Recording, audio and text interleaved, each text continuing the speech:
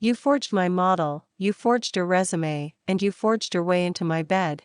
Illyra Vale says, loud enough for the cameras to catch every word. The ballroom freezes. Glasses hover in midair. The charity board behind her smiles in panic as the projector screen fills with a timeline of wire transfers, fake references, and a screenshot of a private message that reads in plain text. I will take her access and walk. Her ex, Grant Mercer, tries to laugh it off. The laugh cracks. He reaches for her wrist like he owns it. Illyra pulls her hand away and points at the screen. This is not a misunderstanding. This is a pattern. This is fraud. The host stammers into the microphone. Grant's face goes pale, then red, then pale again. A reporter shouts a question. Another camera zooms in on his shaking jaw. Illyra holds her expression steady. In her head, feelings are noise. Noise is risk. Risk belongs in a spreadsheet, not in her chest. She does not look at Grant again. She looks at the room like a jury. I am a risk analyst. I price danger for a living. She says. Love is the worst asset class. It is high volatility with no guarantee of return. Do not be in love. A ripple runs through the crowd. Some people laugh like it is a joke. Some people glare like she just insulted their faith. Grant lunges for the laptop on the podium. Illyra steps aside, calm, and lets security take him by the elbows. He shouts. You are nothing without me. Illyra replies. You are nothing, period. She leaves him to the flashing lights and walks out into the service hallway, heels clicking against tile that smells like bleach and money. Her phone vibrates with messages from her firm, from journalists, from strangers who want her to audit their lives. She ignores them all until one text appears from an unknown number. Saw your work. Clean. Cold. Effective. I need you for a different kind of risk. She types back, who is this? A reply arrives in under a second. Cale Ashford. I am outside. I have a proposal. Illyra does not know the name, but she knows the family. Old money, loud scandals, a son who wastes his life in clubs, and a father who keeps trying to force him into a respectable marriage. She steps through the fire door and into the alley behind the ballroom. The city air is winter sharp. A black car idles near the curb. The driver watches her through mirrored glass. A man leans against the car like he has time to burn. He wears a tailored coat and a careless smile. His hair is a shade too dark to be trusted. His eyes are steady, not drunk, not lost, not stupid. You made a billionaire cry without raising your voice. He says. That is rare. Illyra stops at a safe distance. If you are here to flirt, leave. Cale's smile widens. I am here to negotiate. He holds out a folder. No logo. No letterhead. Just her name typed in black. Illyra does not take it. Speak. My family is trying to sell me as a husband. Cale says. I want them to stop. You want men to stop circling you at work, at events, everywhere. We solve both problems. Illyra watches his hands. They are clean, but not soft. How? We pretend. He says. Publicly, we look like a couple. I get peace. You get protection. Everyone gets bored and moves on. People never get bored. Illyra says. They get scared. Cale replies. He opens the folder and flips to the first page, offering it like a weapon. The page is a contract, short, sharp, written like someone who knows how courts breathe. Illyra reads the first clause and feels nothing. That is her superpower. Clause 1. No emotional involvement. No declarations. No exclusivity demands. If either party crosses the boundary, the agreement ends immediately. She looks up. You wrote this. Cale shrugs. I paid someone to write it, then fixed it. Illyra scans the rest. Housing appears, but optional. Public appearances are scheduled. A stipend is offered, but she can reject it. Mutual non-disclosure. A penalty for sabotage. You assume I will take money. She says. I assume you will take leverage. Cale says. Illyra asks. What do you get besides peace? Cale tilts his head. A shield, a story, a reason to be out of reach. Your father will still push. Illyra says. Not if he believes I am already claimed. Cale replies. Not if the headlines say you are the one who chose me. Elora hates headlines. She hates the way they turn human mistakes into entertainment. But she hates harassment more. She says. Terms. Cale steps closer, just one step, like a test. First term is simple. Do not fall for me. Elora almost smiles. Almost. I do not fall. She says. I calculate. Cale lifts his hands, palms open. Then calculate this. If you sign, I will make sure your next board meeting is quiet. No whispers, no false rumors, no men thinking they can touch you. In exchange, you come to a family dinner and hold my hand like you mean it. Elora pauses. In her mind, she builds a model. Inputs: reputation protection, reduced nuisance risk, controlled public narrative. Costs: fake affection, time, media exposure. She runs it in silence.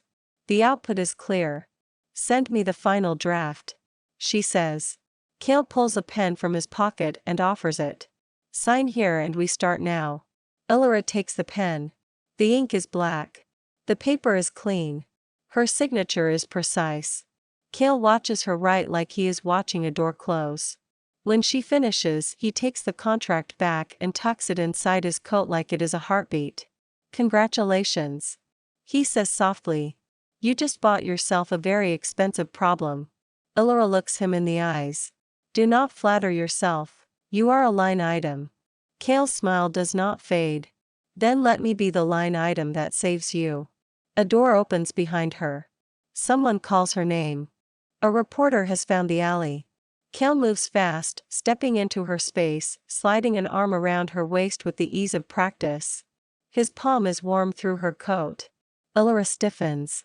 His face is close. The cameras catch them. Cale murmurs. Smile.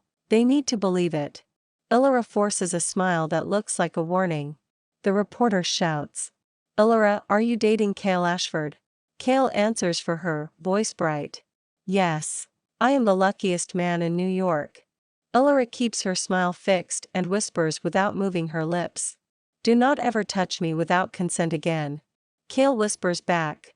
Then give it, in public, or we both lose. She hates the logic. That is why it works. The flashes explode. In the light, Cale's eyes flicker, not with lust, but with calculation. Elora does not see it. Not yet. By Monday, every screen in the financial district runs the same clip. Elora Vale, the risk queen. Grant Mercer, dragged away. Cale Ashford, smiling like trouble. At her office, people pretend not to stare. They fail. Her supervisor calls her into a glass conference room and says, "This is distracting." Elora replies, "So is harassment. This is the cost of reducing it." Her supervisor frowns. "You are dating an Ashford. I am managing an exposure," Elora says. Outside, her phone buzzes again. Cale sends a single line. Lunch. 20 minutes. We need pictures. Elora hates the word pictures. She hates the fact that the market cares about faces more than numbers. Still, a contract is a contract. They meet in a restaurant where the menu costs more than her first apartment. Cale stands when she arrives, plays the gentleman with effortless timing, and pulls out a chair. After lunch, they walk out together. Cale keeps his hand at the small of her back, polite enough for the camera, not quite polite enough for her. A reporter calls out. "Is this serious?" Elora says. "It is strategic." Cale laughs and says. She is shy. Elora steps closer to Cale and whispers. "If you speak for me again, the deal ends." Cale whispers back. "If you end the deal today, your office will eat you alive tomorrow." His tone is light, but his words land like a cage. That night, Cale escorts Elora to an Ashford family gathering in a townhouse built to intimidate the son. Dinner begins. Questions come like darts. Where did you go to school? How much do you make? Do you plan to marry?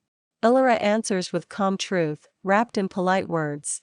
Cale plays the role of devoted boyfriend, refilling her water, touching her shoulder, defending her with jokes. When Malcolm says, "My son does not commit," Cale replies, That is why I chose someone who does. Illyra almost turns to stare. Almost. After dinner, Malcolm calls Cale into a private room. Illyra waits in a hallway lined with portraits of men who look like they never apologized. A man from Cale's circle approaches.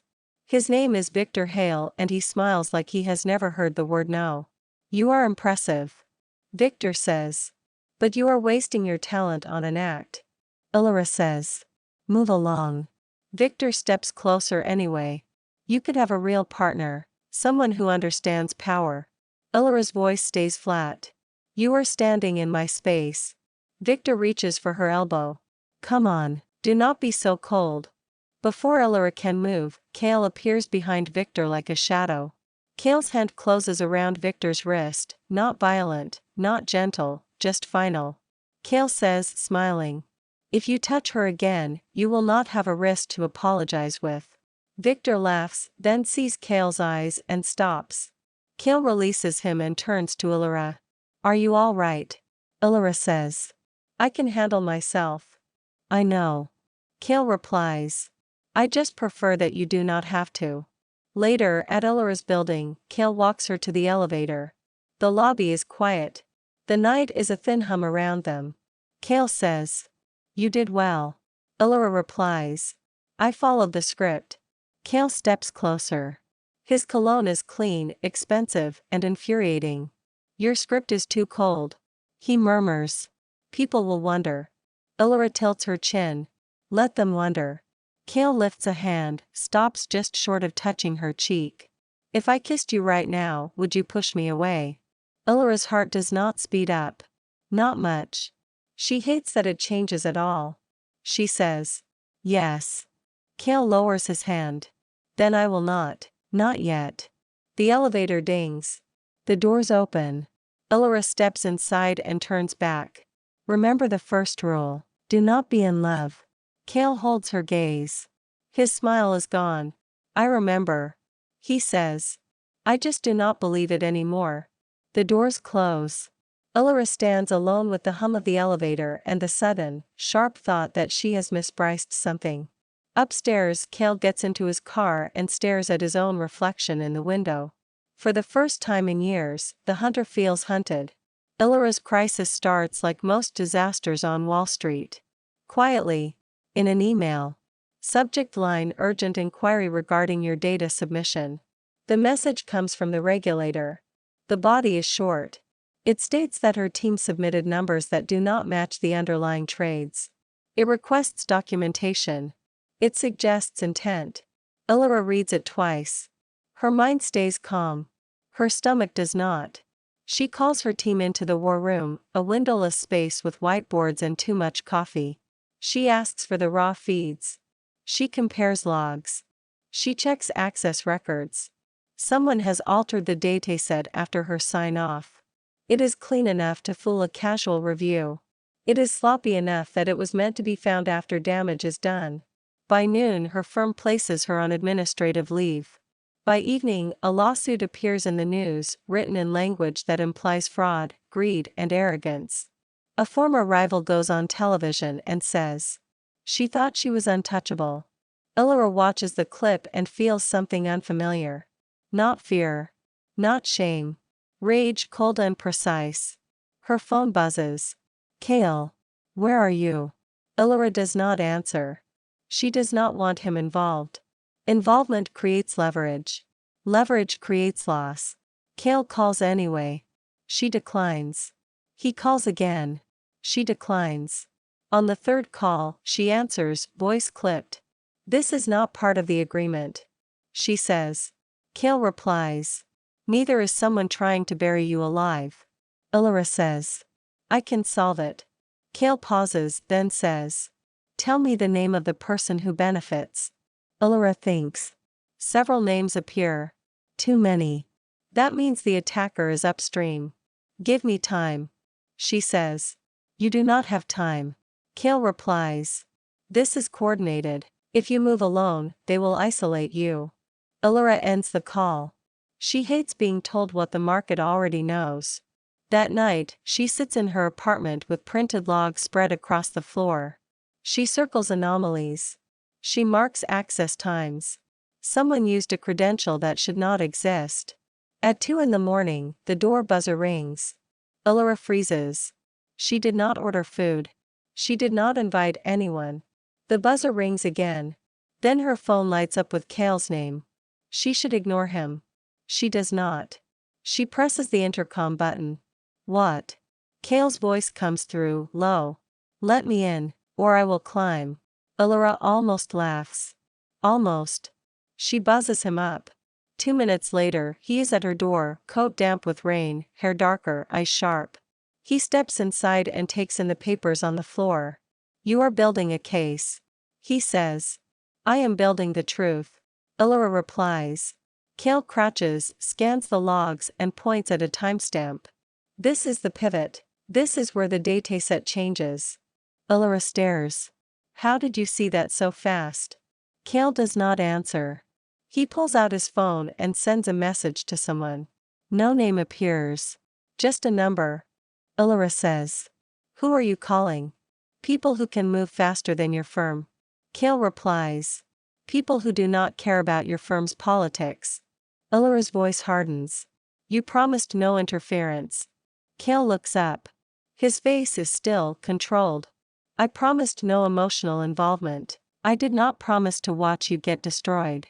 Allura stands. This is my mess. Cale stands too, closer now.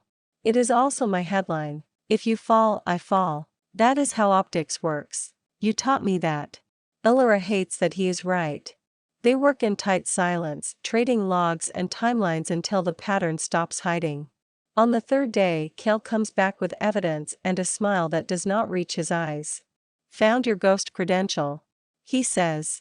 It belongs to a contractor tied to Caldwell Meridian. Caldwell Meridian is a rival fund that has wanted Allura gone for years. Allura feels her jaw tighten. They will deny it. Cale slides a second page across the table. They can, but the regulator will not care after this. The page is a bank transfer chain. It ends with a payment to the contractor, then a payment to a shell company, then a payment to someone in Allura's firm. Allura reads the last name and goes still. It is her supervisor. The man who said she was distracting. Her voice is quiet. He sold me. Cale's voice is quieter. He rented you out. Allura's hands shake once. She stops them by gripping the edge of the table until the wood bites her skin. Cale reaches for her. Allura pulls back. Do not. She says. Cale does not touch her. He just stands close enough that his presence fills the room. We take this to the regulator. He says. We take it to the press. We burn them before they burn you. Allura swallows. If we do that, the contract is over. The act ends. I will be alone in the blast. Cale replies. Then do not be alone. Allura meets his eyes. The rain outside hits the window like static. I do not do rescue. She says. I do not do romance. I do not do feelings. Cale's mouth tightens. Then call it strategy. Call it survival. Call it whatever keeps you breathing. They go to the regulator the next morning. Allura sits in a gray room and tells the truth with numbers and receipts. Cale sits beside her, calm, dangerous, and silent. When the meeting ends, the regulator's attorney says. This is significant. We will investigate. Outside the building, reporters swarm them. A microphone is shoved at Allura's face. Did you falsify data to protect your bonus? Allura answers. No, someone falsified data to destroy me. Another reporter shouts. Is Cale Ashford funding your defense? Cale answers. I am standing with her. That is all you need to know. The words land in Allura's chest like a strike. That night, the story breaks. Her supervisor resigns. Caldwell Meridian denies everything. The regulator opens a formal case. Allura should feel relief. She feels emptiness. In the rain outside her building, Cale stops her under the awning. His coat is soaked. His hair drips water onto his lashes. His face is too close. I broke the rules. He says. Allura whispers. Which rule? Cale's voice cracks in a way that makes Allura's stomach drop. The only one that mattered. He says. I do not want to be your fake boyfriend anymore. Allura's breath catches. Her skin feels too tight. Kale says, "You can hate me, you can fire me, but I am done pretending I feel nothing." Allura forces her voice to stay flat. "I will not love you, do not make me hate you." Kale smiles, pain in it. "Then do not love me, just do not leave." Allura turns away fast, like she is escaping a burning room. Inside her apartment, she locks the door and presses her back against it, shaking. For the first time in her life, her model has no output. Allura does not sleep. Sleep requires surrender. Surrender is risk. Instead, she reads everything she can about Cale Ashford. Not the tabloids. Not the gossip feeds. The filings. The trusts. The corporate links buried under layers of clean names. The more she reads, the less the Playboy story makes sense. Then she finds the anomaly. An offshore holding company that owns quiet stakes in half the funds that move the market. The signatures on the documents match Cale's handwriting from the contract she signed. Cale is not a useless heir. Cale is a king pretending to be a clown. Allura feels heat rise behind her eyes. She hates being lied to. She hates being targeted. She hates the sick, familiar feeling of being seen as something to acquire. She remembers the first text. "I need you for a different kind of risk." She reads it again and the word need turns into use. She calls Cale and tells him to meet her at the rooftop bar where the city glitters like a threat. Cale arrives in a dark suit, relaxed, like he is stepping into a party. He stops when he sees her face. Allura holds up a folder. "Explain." Cale's gaze flicks to the folder. He knows what is inside before she opens it. His jaw tightens. "Where did you get that?" he asks. "From reality." Allura replies. "From the parts you thought I would not look at." Cale steps closer. "Allura, listen. Do not." She snaps. Her voice cuts through the music. People nearby glance over, curious. Allura opens the folder and slides the documents across the table. "You own the holding company. You control the money. You control the narrative. You approached me with a contract like I was a position in your portfolio." Cale's face does not move much. That is the problem. He is too practiced at calm. Allura's voice lowers. "Was any of it real, or was I just your acquisition?" Cale exhales. "At first, it was strategy." Allura's stomach drops anyway. Cale continues. "I needed you. Your models, your instincts, your ability to see risk before it hits. I wanted to bring you into my group." Allura laughs once, sharp. "So you trapped me with attention and headlines. I offered you protection." Cale says. "You offered yourself." Allura replies. "That is not protection, that is bait." Cale leans in, voice tight. "I did not expect to care. I did not expect you to get under my skin." Allura slams her palm on the table. Glasses rattle. "You do not get to care now," she says. "You do not get to admit feelings after you built the entire thing on a lie." Cale's eyes flash. "I saved you." Allura's lips curl. "You created the environment where saving me makes you look like a hero. That is the oldest trick in the market." Cale flinches. "It is small, but it is there." Allura stands, body rigid. "The game is over. We are done. You and I are nothing." Cale reaches for her wrist. Allura jerks back like his touch burns. Cale's voice drops. "If you walk away, they win." Allura replies. "Then I will win alone." She leaves the rooftop bar and takes the elevator down, hands shaking, fury carrying her like a storm. The next morning, Allura signs with a rival firm, Calder Ridge, on purpose. At the industry conference, she announces it and looks straight at Cale. After the speech, a woman approaches Allura with a smile too sweet to trust. Her name is Serena Wexler. She wears elegance like armor. "I loved your talk." Serena says. "You are brave." Allura replies. "Bravery is expensive." Serena leans in. "You know Cale is dangerous." Allura's jaw clenches. "I know." Serena's voice turns softer. "He is not the only one with secrets. The people who targeted you before are not finished. They used you to hit him. Now they will use you again." Allura studies her. "Why are you telling me this?" Serena smiles. Because I dislike waste. And because I dislike kale. That is not an answer. It is a warning. Later, Ilra receives an anonymous email with a photo meant to turn her against kale. She does not swallow it. She checks the money. She pulls trade data. She traces unusual flows. She finds a pattern of short positions placed before her scandal, bets designed to profit from her downfall. The shorts are not kale's. They belong to a shell network tied to Serena Wexler. Ilra's pulse kicks once, hard. Serena smiles too sweet to trust. Ilra realizes the truth. The enemy is not just outside. The enemy is in the room, offering sympathy. Ilra could run. She could burn the bridge and hide. Instead, she smiles to herself, slow and cold. If they want a war, she will give them a market crash they will never recover from. Ilra does not confront Serena. Confrontation is emotion. Emotion is waste. She builds a trap. First, she sends Kale a message from a burner number. Meet me. Midnight. The old pier on the East River. Come alone. She expects him to ignore it. He does not. At midnight, wind cuts across the water like a blade. The pier is empty except for Ilra and a single security camera she disabled 10 minutes earlier. Kale steps out of the darkness and stops a few feet away. His voice is rough. Are you safe?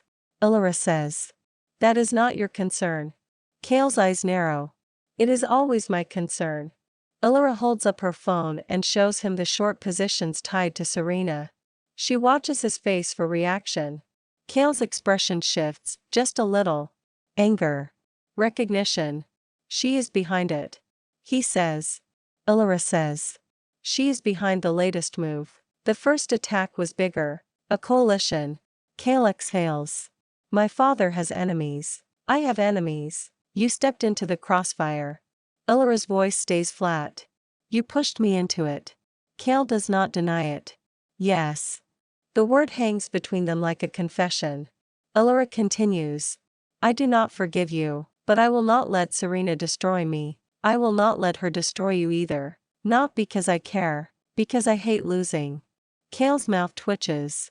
That, I believe. Ilra says. We work together. Quietly, we burn the shell network. We expose the coalition. Then we settle our debt. Kale studies her. And if I refuse? Ilra replies. Then you stay a liar and I stay a victim. Neither is acceptable. Kale steps closer. The river reflects city lights that look like broken gold. I will help. He says.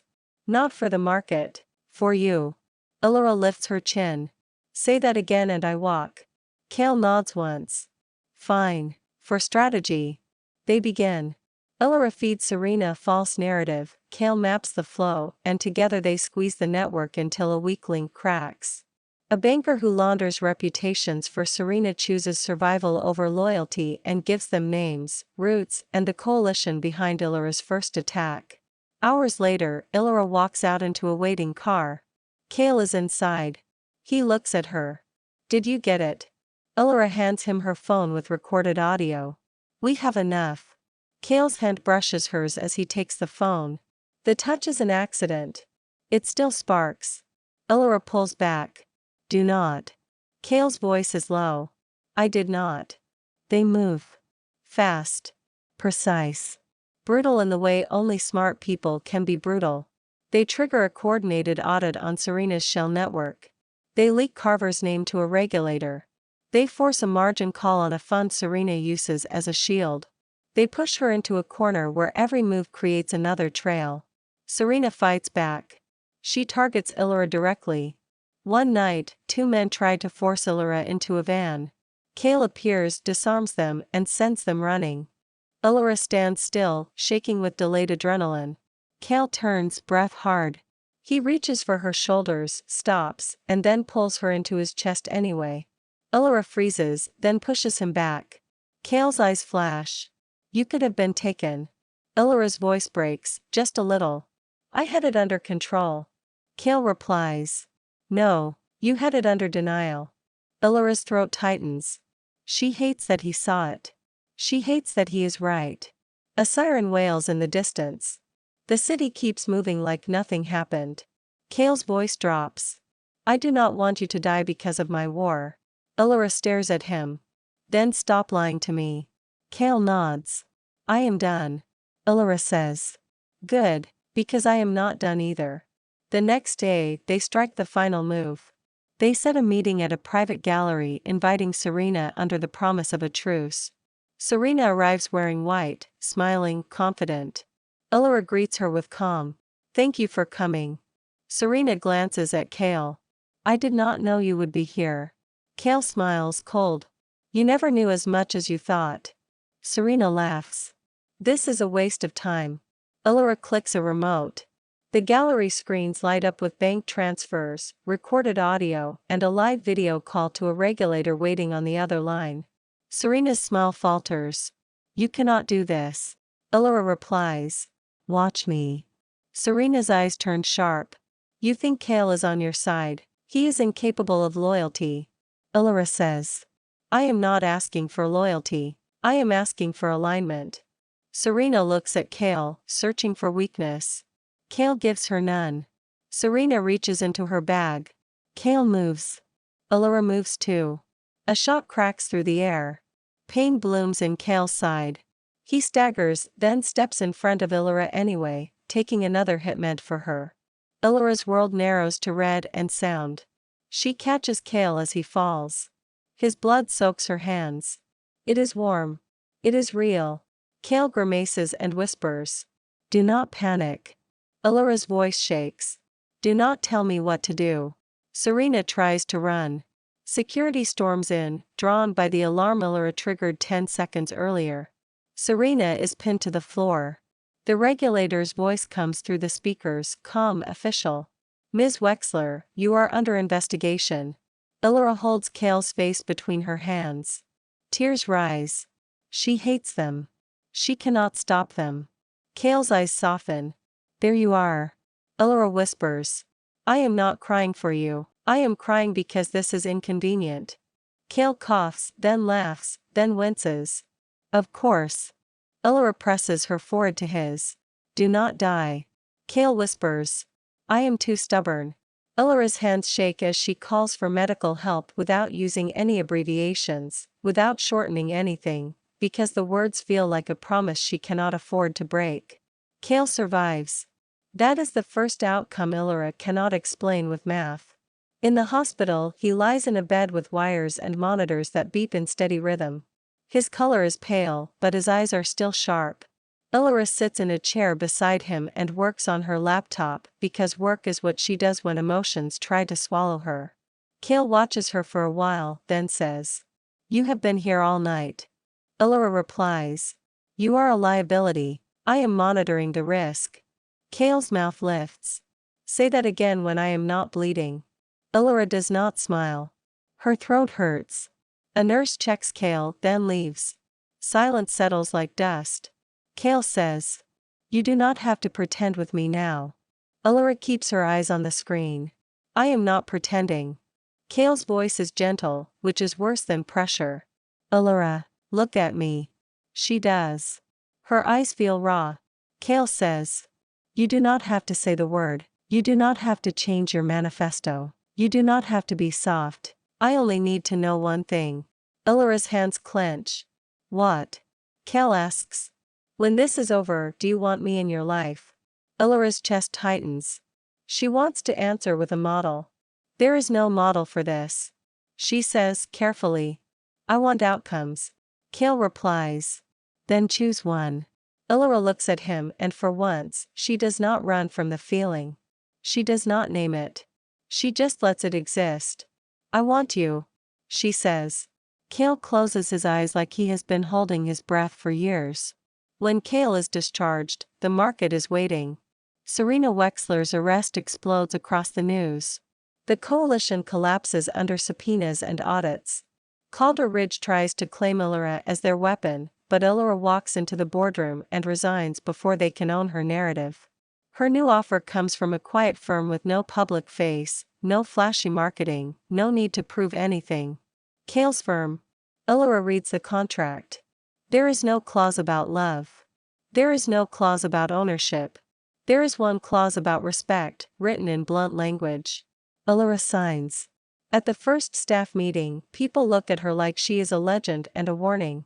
Cale stands at the front of the room, speaking with calm authority, not a party boy, not a tabloid joke, just power. After the meeting, an executive pulls Allura aside and says, "So you are really together?"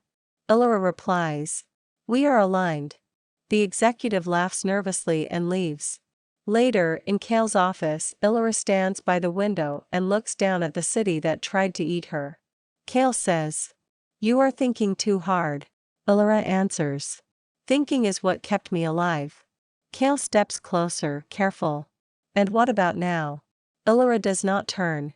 "Now I am adjusting." Cale's voice is soft. "To me." Allura finally looks at him. "Do not get arrogant." Cale smiles. Too late. Allura walks to his desk and places a report in front of him. "I ran the risk analysis." Cale raises an eyebrow. "Of what?" "Of us," Allura says. Cale's smile fades into focus. He watches her like she is the only market that matters.